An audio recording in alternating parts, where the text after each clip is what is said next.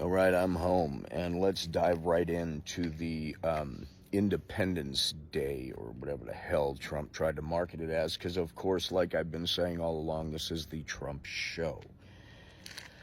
Now, in the Let's Fuck with the World Economy edition of the Trump show, he imposed tariffs on everybody around the globe, from ridiculous numbers for ridiculous things that essentially torpedoed the entire economy worldwide. Like, everybody's economy took a hit from this.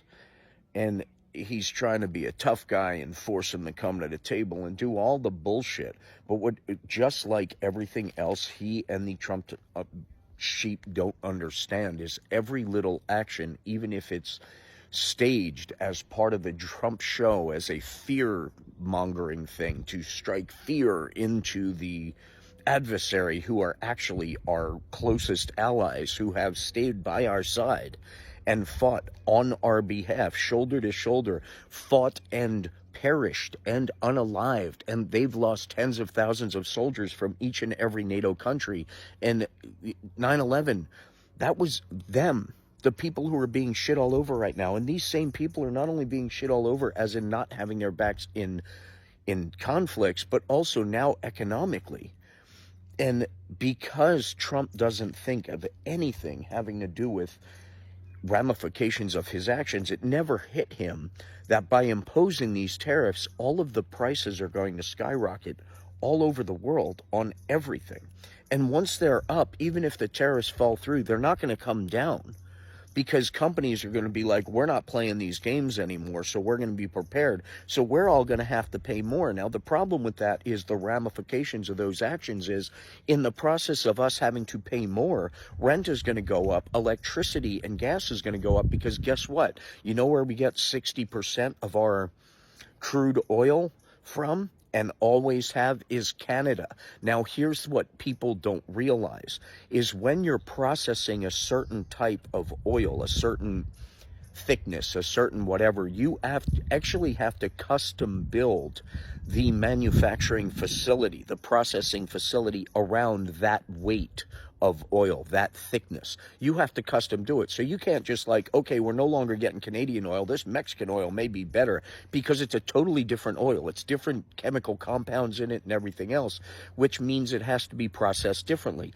So we've been getting a 60% of our energy and electricity from Canada, especially in the states that border Canada, as part of the trade agreements going back forever, because they've been our allies forever. Now, this alone, all of that is torpedoed.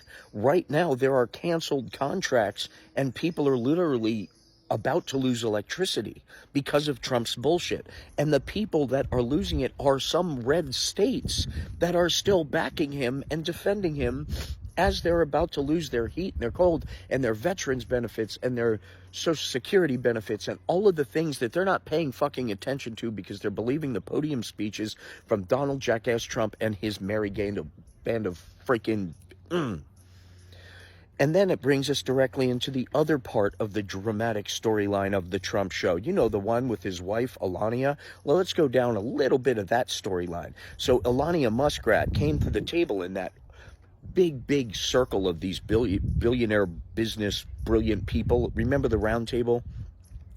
And when Trump first, I did videos on this, and Musk had to make a big stink about when he left. I'm not working with that band of idiots as a bunch of monkeys fucking a football, or whatever the hell he said, as he made it a deal to walk out. But what he didn't say, and what Trump didn't say, even though they said they're not having anything to do with each other, is Donald Trump gave Elon Musk and, Starlink the exclusive Wi-Fi contracts to the entire swing states, every single one of them. This was back in 2016, the same time that Russian spy was hired to the CIA, the one that the United States attorney that was just found unalived in her house after retiring on Inauguration Day. And well, yeah, next month, that was anyway,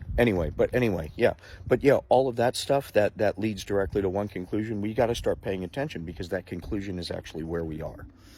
So, where was I?